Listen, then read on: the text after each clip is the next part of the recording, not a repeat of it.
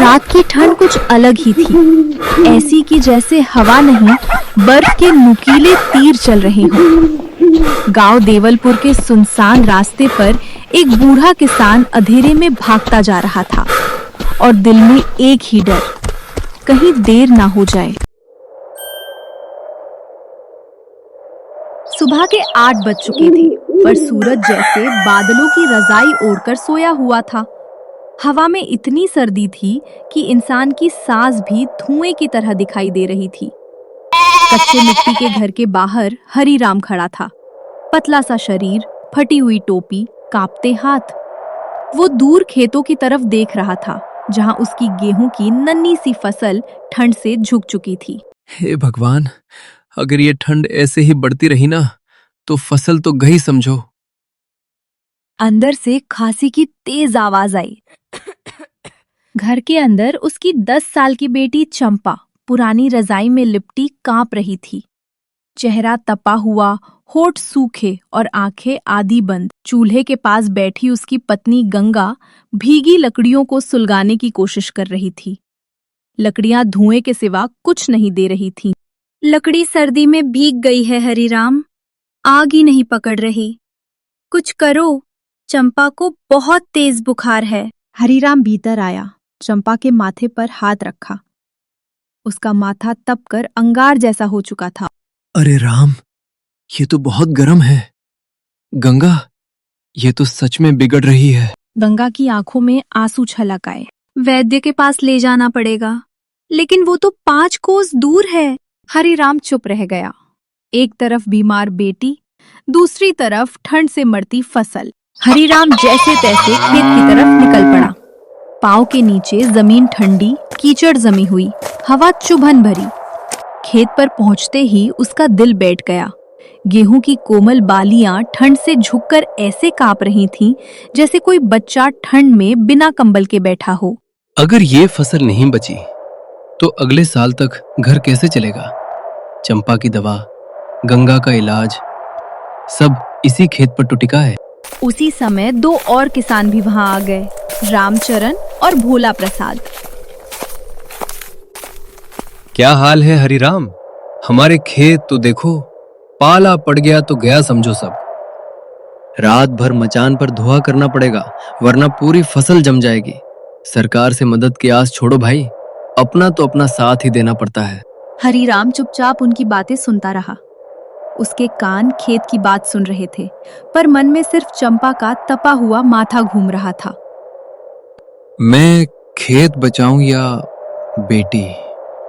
एक तरफ रोटी, एक तरफ मेरी बेटी। बाबा, बाबा आप आ गए? हरीराम उसके पास बैठ गया, उसके बालों पर हाथ फेरा। हाँ बिटिया, मैं आ गया। बता, कैसा लग रहा है? थोड़ा चक्कर सा आ रहा है और ठंड भी लग रही है। आग ठीक से नहीं जल रही, दवाई भी नहीं है। अगर आज ही वैद्य के पास नहीं ले गए तो हाल और बिगड़ जाएगा हरीराम।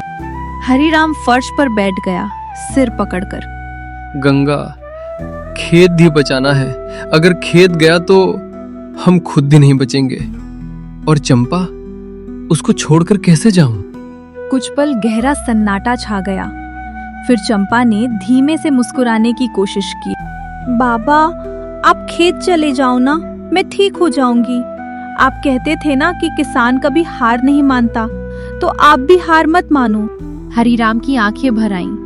पगली, फसल गई तो फिर भी उग जाएगी, पर अगर तू... आवाज रुक जाती है, वो वाक्य पूरा नहीं कर पाता। गंगा ने धीरे से हरीराम का कंधा थाम लिया। सुनो हरीराम, खेत तो गांव वाले मिलकर भी बचा सकते हैं, पर अगर चंपा की जान चली गई तो तुम खुद को जिंदगी भर माफ नहीं कर पाओगे। तुम वैद्य के पास जाओ, मैं यहाँ इसे संभाल लूंगी। हरीराम की आंखों में उलझन, डर और प्यार सब एक साथ तैरने लगा। हरीराम घर से निकल पड़ा। बाहर की हवा और भी ज्यादा तेज हो चुकी थी। रास्ता कीचड़ से भरा हुआ, कई जगहों पर बर्फानी जमाव, कभी उसका पैर फिसलता, कभी वो घुटनों के बल गिरता। नहीं नहीं, रुकना नहीं। जब तक सांस है मैं दौड़ता रहूंगा।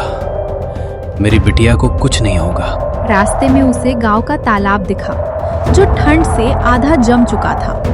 पेड़ों पर भी ओस नहीं, मानो बर्फ की बूंदें चिपकी हों। आखिरकार लंबे सफर के बाद हरिराम वैद्य रघुनाथ के घर पहुंच ही गया। दरवाजा खटखटाते हुए उसकी उंगलियां भी सुन्न हो चुकी थी। वैद्य जी, दरवाजा खोलो। मेरी बेटी, मेरी चंपा बहुत बीमार है। अगर ये कहानी आपके दिल को जरा भी छू गई हो तो प्लीज एक सब्सक्राइब कर दीजिए। वैद्य ने दरवाजा खोला, सामने दृश्य देखकर चौंक गया। अरे हरिराम, ये क्या हालत कर ली है तुमने? वैद्य ने चंपा की नब्ज देखी, माथा टटोला, आंखों की पुतलियां देखी। कुछ पल के लिए हरिराम की सांस ही रुक गई। फिर वैद्य ने गहरी सांस लेकर कहा, चिंता मत करो, बुखार तेज है पर संभल जाएगा। मैं काढ़ा बनाता हूँ, दवाई देता हूँ। लेकिन सुन हरिराम, आज रात तुम्हारे घर का चूल्हा बुझना नहीं चाहिए। कमरे में गर्माहट जरूरी है, नहीं तो ये ठंड इसे और तोड़ देगी। हरिराम की आंखों में नमी से चमक लौट आई। वैद्य जी, आप तो भगवान हो, जो कहोगे वही करूंगा। बस मेरी बेटी को बचा लो। वैद्य ने दवा, काढ़ा और कुछ जड़ी बूटियां दी। इसे समय पर देना, गर्म रखना, और हाँ, रात को अकेला मत रहना। अगर संभव हो तो किसी को खेत का भी ध्यान रखने के लिए कह देना। हरिराम ने सिर झुकाकर धन्यवाद किया। अगली सुबह गांव के बाहर पहुंचते ही उसने दूर से अपने खेत की तरफ धुआं उठता देखा। उसका दिल धक से रह गया। हे राम, ये क्या? कहीं आग तो नहीं लग गई खेत में? वो घबराकर खेत की तरफ भागा। पास पहुंचकर जो देखा, उससे उसकी आंखों में आंसू आ गए। खेत के किनारे मचान पर रामचरण, भोला प्रसाद और 2-3 और किसान बैठे थे। उन्होंने मचान के नीचे गोबर के उपले और लकड़ी जला रखी थी, ताकि धुआं खेत में फैले और पाला न गिरे। अरे तुम सब ये क्या कर रहे हो? क्यों रे हरिराम, तू ही अकेला किसान है क्या इस गांव में? तेरी बेटी बीमार है, ये बात सुनकर हम तुम्हें अकेला कैसे छोड़ देते?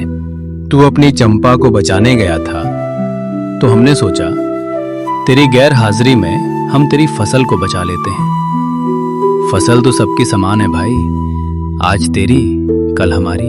हरिराम वही मिट्टी पर घुटनों के बल बैठ गया। आंखों से आंसू बहने लगे। तुमने तो मेरा सब कुछ बचा लिया, न जाने कैसे शुक्रिया अदा करूं। शुक्रिया नहीं हरिराम, बस जब हमारे घर पर ठंड का कहर टूटे तब तुम भी ऐसा ही करना। बस यही कर्ज उतार देना। हरिराम घर पहुंचा। गंगा ने दहलीज पर ही उसे रोक लिया। देखो हरिराम, चंपा का बुखार थोड़ा उतर गया है। वैद्य की दवाई काम कर रही है। हरिराम ने जल्दी से जाकर चंपा के पास बैठकर उसका माथा छुआ। अब वो पहले से कम तपा हुआ था। चंपा ने हल्के से आंखें खोली। बाबा, आप आ गए? हाँ बेटिया, मैं आ गया। और सुन, अब तुझे कुछ नहीं होगा। गांव वाले भी हमारे साथ हैं और ऊपर वाला भी। बाहर से मुर्गे की बांग की आवाज आई। दरवाजे की दरार से हल्की सी सूरज की किरण कमरे में दाखिल हुई। हरिराम बाहर आकर खेत की तरफ देखा। फसल अब भी खड़ी थी, उसी की तरह जिद्दी। ठंड अभी भी थी, लेकिन आज हवा में पहले जैसा डर नहीं था। मानो गांव की सांझी गर्माहट ने ठंड की धार कुंद कर दी हो। ये कहानी है हरिराम की, उसकी चंपा की और उस गांव की जिसने साबित कर दिया कि जहां दिलों की गर्माहट हो, वहां ठंड का कोई कहर टिक नहीं सकता।